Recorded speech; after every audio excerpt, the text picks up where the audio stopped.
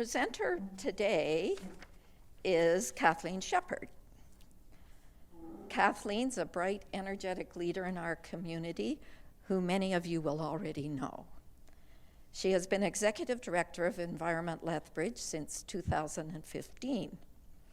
Prior to settling in Lethbridge in 2015, Kathleen garnered 25 years of experience with nonprofit organizations in British Columbia and Alberta, including past experience in land conservation and social planning and policy. Kathleen currently sits as the Environment Sector Representative on the Board of Economic Development Lethbridge and as Sustainability Director for the Lethbridge 2020 Alberta Summer Games. So she's got her fingers in many pies in this community, and we're glad of it. Kathleen last presented to SACPA in November of 2016 on Lethbridge's trashy secret, making the case for waste reduction. And her topic today, 3 years later, is a perfect sequitur. She'll be talking about wasteless food, how wasted food costs us time, money, and resources, and what we can do about it. Please join me in welcoming Kathleen.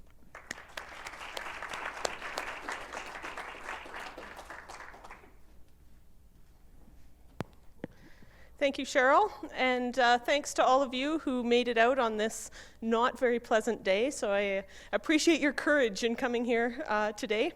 As Cheryl mentioned, I'm the Executive Director with Environment Lethbridge, and in 2016, Environment Lethbridge launched a project called Wasteless, which is really focused on providing tools for individuals in Lethbridge to reduce their waste. And so in September, we launched phase 2 of that, which was focused on reducing food waste. And that's what this presentation comes out of. And so when we talk about food waste, what are we talking about? So we're talking about things that happen on farms, where food that doesn't have a market is plowed back into fields. We're talking about restaurants preparing more food than they can serve, and what happens to that food. We're talking about artificial expiry dates or best before dates that cause grocery stores to landfill food that's perfectly edible. And we're talking about all of you who might have an old moldy cucumber in the crisper drawer of your fridge that maybe didn't quite make it to the table, that ends up in the garbage instead of being eaten. So when we look across Canada at food waste, there was a report produced about a year ago by an organization in Toronto called Second Harvest, and they're a food rescue organization, and they really wanted to investigate how big is the problem of food waste in Canada. And so some of the things that they discovered is that over half, 58% of the food that's produced in Canada is wasted somewhere along the food chain. And so that, of course, is an astonishing amount of food, 35.5 million tons every year of food. And of that, about 1/3, 11 million tons, is food waste that could be avoided. And I'll talk in a couple minutes about the difference between avoidable and unavoidable food waste. And so to put that, so that food waste has a value of almost $50 million. Or $50 billion, that's a lot of money going into food waste. And so to put that into a weight that may or may not be more understandable, that was the equivalent to 95 CN towers. So a lot of food that's being grown but isn't actually making it to anyone's plate.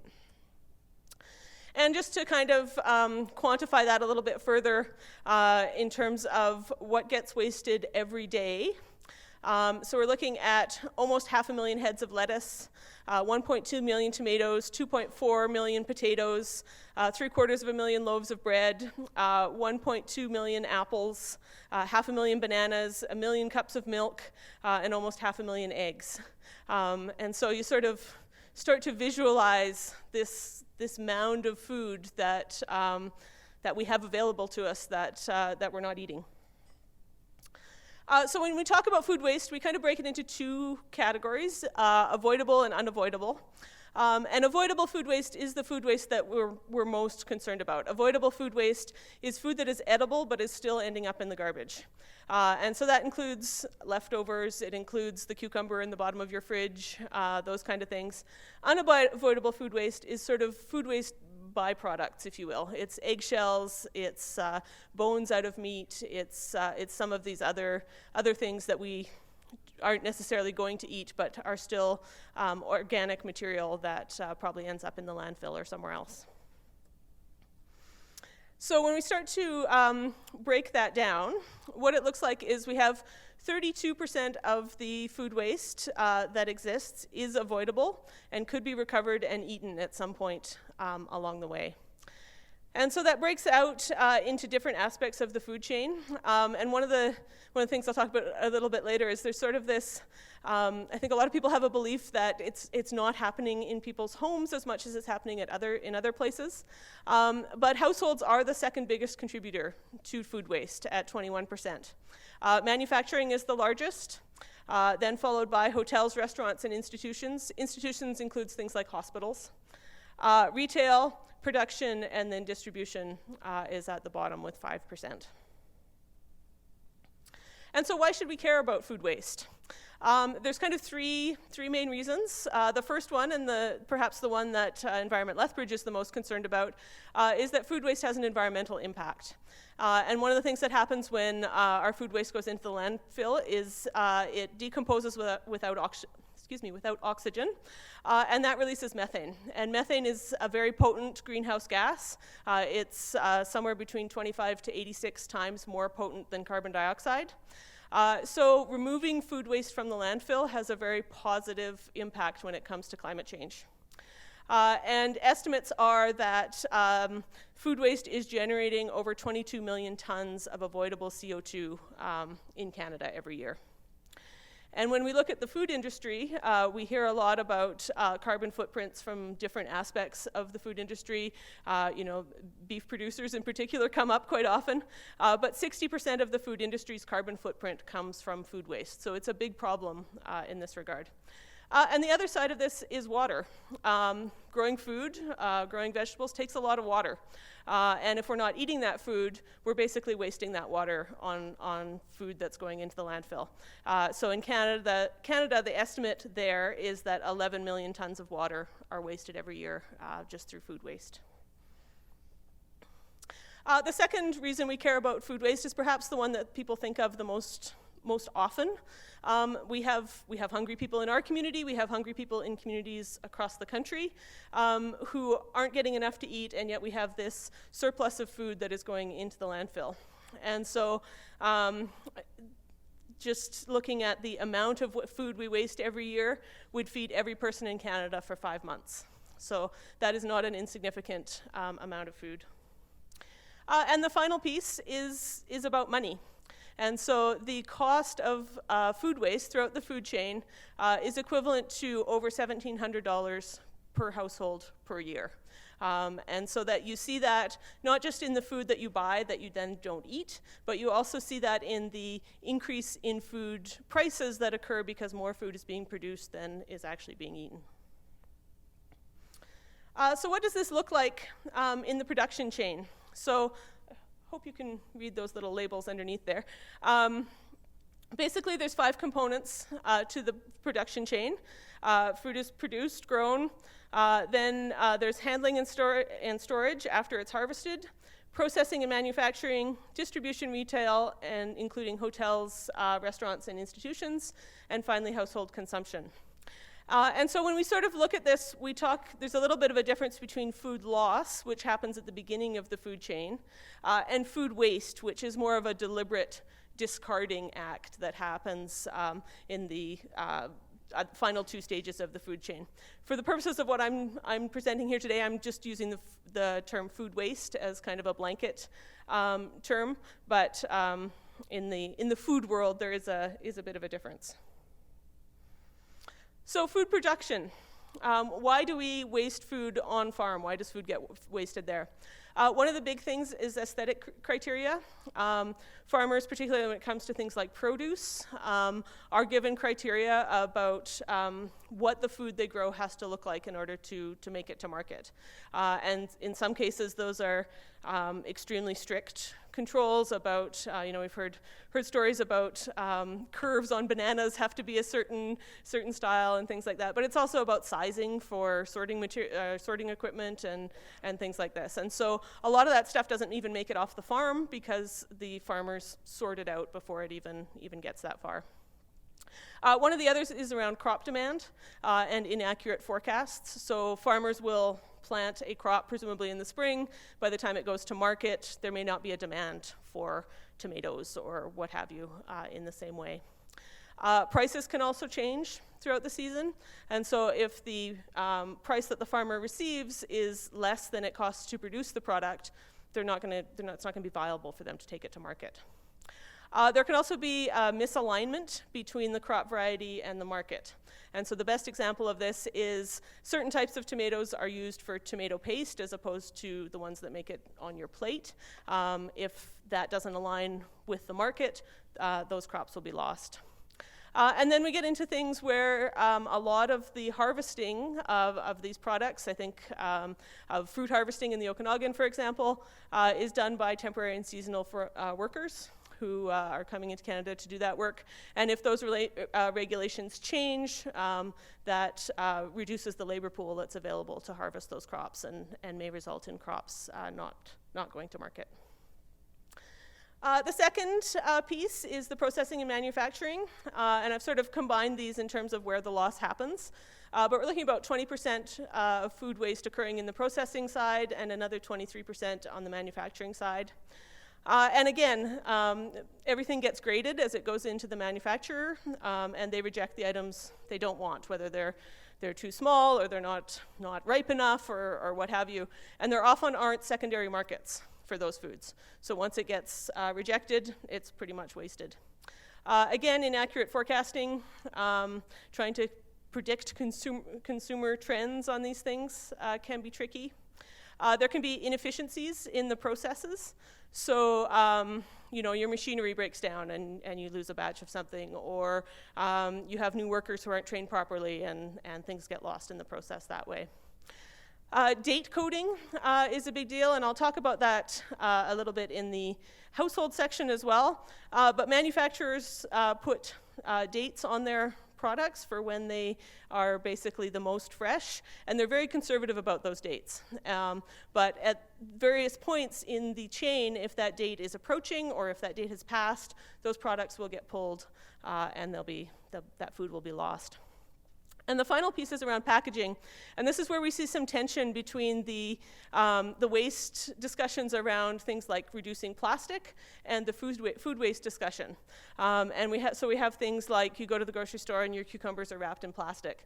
And the reason they're wrapped in plastic is because they keep significantly longer when they're wrapped in plastic than they do if they're not. And so there's this piece between, is it better to have the plastic or have the food waste? Generally, the food waste is a bigger impact than the plastic that goes on to things like cucumbers, but it's really hard as a consumer to know when that's beneficial and when it's not. Distribution. This is the smallest place where food waste happens. But this can happen due to things like incorrect storage and handling. It can also have things like equipment failures, refrigerated trucks break down, and you lose whatever food you lose there, or a shipment is delayed because of bad weather, and food can potentially get lost that way. Or not even just because things spoil, but because things, again, pass their best before date and then are no longer saleable. Retail. So best before dates are a big deal, of course, in the retail environment, and consumers shop for best before dates, I think. People pay close attention to that. And one of the things that can happen at the retail environment is that retailers can basically collect the food that is either approaching or has exceeded its best before date and send it back up the chain, back to the producers. And so they're sort of a little bit ducking responsibility for how those dates work out in their stores. Partially filled shelves is a problem. We've all been to the supermarket and something's almost sold out and you're sort of like, well, there's the last one. Do I buy the last one? And so there's this pressure on the stores to keep their shelves overstocked so that they always have that 100% full shelf. Produce aesthetics is a big one. People are less likely to buy things that are slightly misshapen, that are slightly bruised, that are all this kind of thing.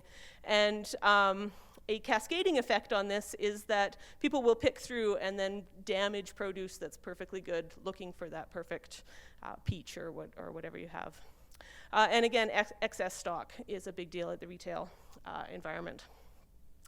Hotels, restaurants, and institutions.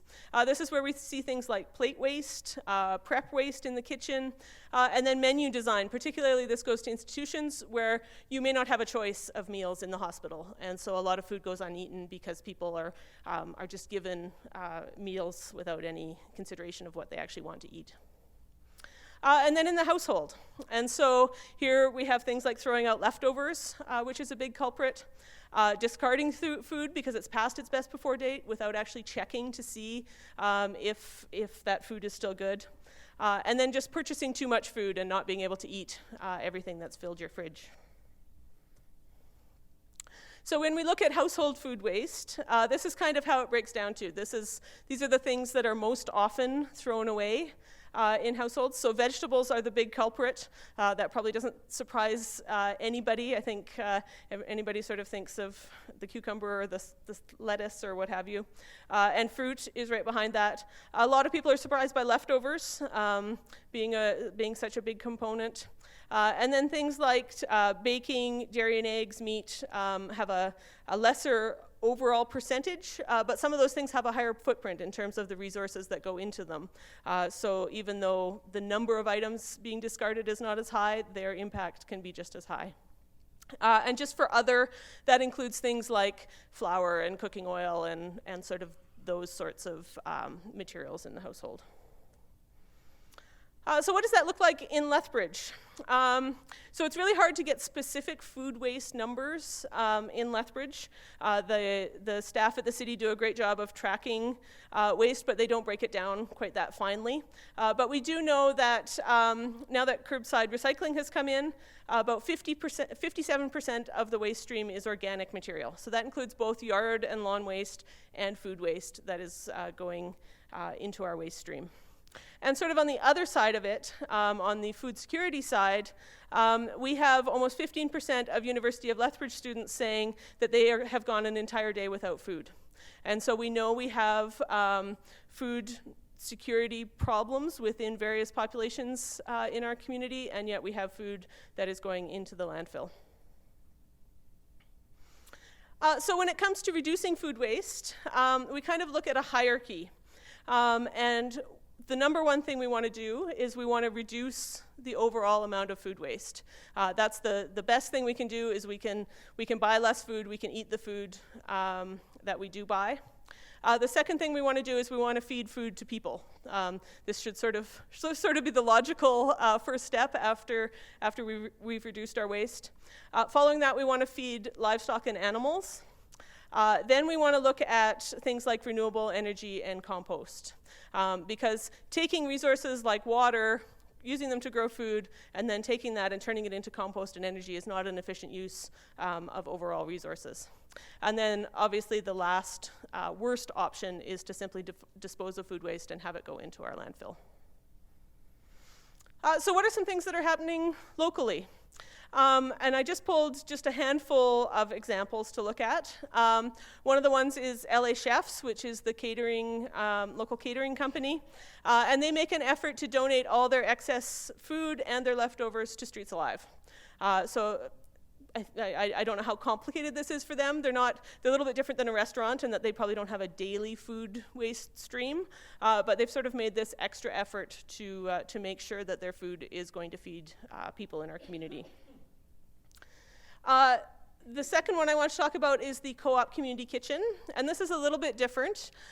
This is hosted by Interfaith Food Bank. It's a fully commercial grade kitchen that they have opened, I think, about 6 months to a year ago. and it's available for anyone who wants to come and prepare any kind of food. So if you don't have kitchen space to do canning, this is a place you can do that. If you want to get together with a bunch of your friends and do bulk food preparation, which can be a way you can sort of save on food waste, this is a place available for that as well. And their intent is to really offer it to the community at no charge, as long as there's no commercial outcome, as long as the initiative is related to food security and their own programs. So it's a great resource for our community that I suspect is probably underutilized. I want to talk about Flash Food, which is a new app for those of you who have a smartphone. And this is something that the Loblaws chain has sort of adopted more fully than sort of the others. But basically, this provides an opportunity for supermarkets to take food that is about to hit its best before date and offer it at usually a minimum 50% discount. You can purchase it online through the app and then just go to the store and pick it up. And so they have everything. They have boxes of vegetables. Yesterday it was like peppers and tomatoes and potatoes and onions for a box for $5. But they've had yogurt and croutons and cheese, and meat is frequently on there, a couple days before its expiry. So it's a really great way to both get a deal and also to prevent some food waste. Loop was something that came to our attention a couple weeks ago. This is a BC company that works to kind of bridge the gap between retailers, food banks, and farms. And so they divert food from retailers, ideally to food banks first, but if that's not an option, then to local farmers who are using it to feed livestock. A lot of this information gets held really, really close. A lot of the supermarkets don't like to talk about sort of their proprietary information. Loop says they are active in Lethbridge, but that's as much information as we have in terms of which grocery stores they're actually dealing with. So just a few myths. We've been doing some tabling over the past couple months out in the community, talking to people. This is probably the number one thing we hear: we don't waste food. And so either Lethbridge is really doing well, but 63% of food waste is avoidable. And so we know that waste is coming out of people's homes and going into the waste stream. So whether it's carrot peels or bread crusts or things like that, I think there's always room for improvement. We hear this quite a bit as well: we don't waste food, we compost. And so this is one of those things where composting is great. Composting is better than sending it to the landfill. It's still food that is not being eaten and not being used for its final or its best use. And then this one, which I touched on a little bit, which is restaurants waste the most. By percentage, they do not waste the most. And I think part of that perception, it comes to plate portion size. We've all been to the restaurant where you take half your food home because the portion size was so large. And there's a bit of a question of, is it your waste then, or is it the restaurant's waste? But the reality is the majority of the waste is coming out of our own homes compared to restaurants.